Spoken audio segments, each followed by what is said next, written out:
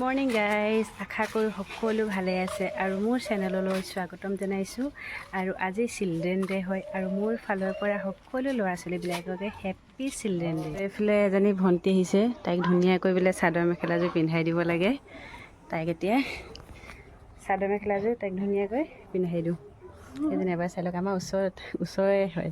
গুণগুণে ready হৈ গৈছে আৰু চাদৰ মেখেলাযোৰ মই পিন্ধাই দিলোঁ আৰু নিচাই তাইক ধুনীয়াকৈ মেকআপ কৰি দিলে।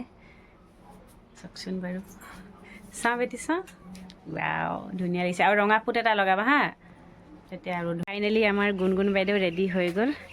আৰু এই দেখিছেনে বাৰু, ইমান ধুনীয়াকৈ চুলিখিনি খোপাটো একদম ৰাণীয়ে ধুনীয়াকৈ একদম বান্ধি দিছে আৰু এইফালে মেকআপো একদম কৰি দিলে। আৰু এতিয়াই নাচনী লাগিছে। আৰু কেনেকুৱা লাগিছে কমেণ্ট এটা কৰি জনাবচোন আমাৰ গুণগুণ বাইদেউ।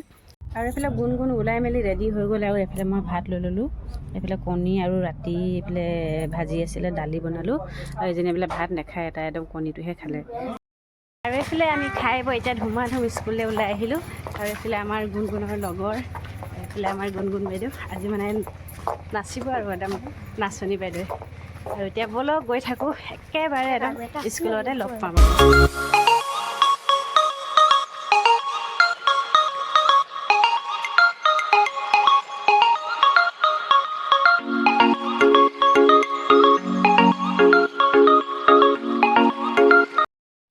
আৰু এয়া সকলো ছাত্ৰ ছাত্ৰীকে এটা ক্লাছৰুমত বহাই দিলে।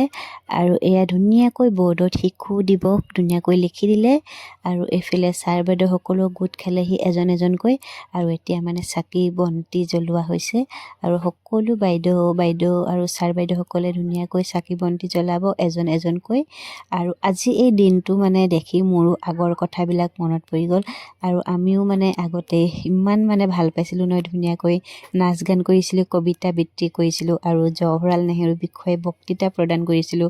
আৰু কিমান যে ভাল লাগিছিলে, আজি সেই দিনটো মনত পৰি গ'ল, বহুত ভাল লাগিলে। আৰু এয়া আমাৰ ছাৰ চাকি জ্বলাই আছে। আৰু এয়া ছাৰে, তাৰপিছতে এয়া আমাৰ শান্তিয়ে সকলো ছাত্ৰ ছাত্ৰী হৈ পিনে তাই মানে এয়া চাকি বন্তি জ্বলালে।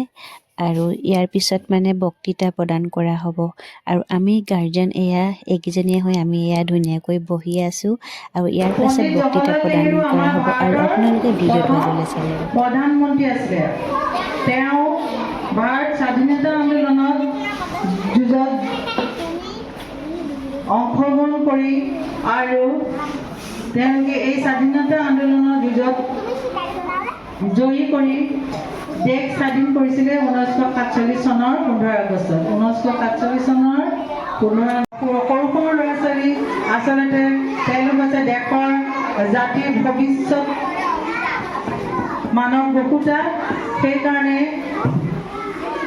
তেওঁ সৰু সৰু ল'ৰা ছোৱালীৰ ওপৰত খুব তেওঁ অধিকাৰ বা তেওঁ খুব ভাল পাইছিলে। আৰু তেওঁলোকৰ ওপৰত জৱাহৰলাল নেহৰুৰ বিষয়ে দুই আষাৰমান কম। জৱাহৰলাল নেহৰু ভাৰতৰ প্ৰথম প্ৰধানমন্ত্ৰী আছিল।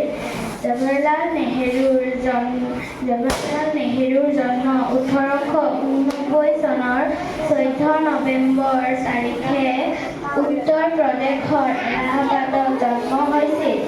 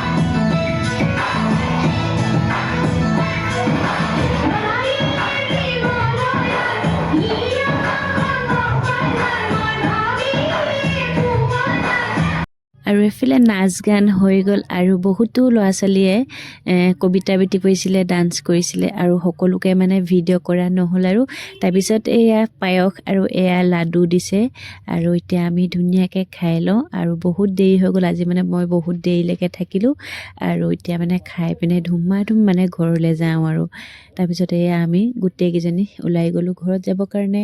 আৰু আজি মোৰ ভিডিঅ'টো ইমানেই আছিলে। ভাল লাগিলে লাইক কমেণ্ট শ্বেয়াৰ কৰি দিব আৰু চেনেলটো মোৰ ছাবস্ক্ৰাইব কৰি দিব আৰু যদি ফেচবুকত চাই পেজটো ফ'ল' কৰি দিব। আৰু আজিলৈ আহিছোঁ, বাই।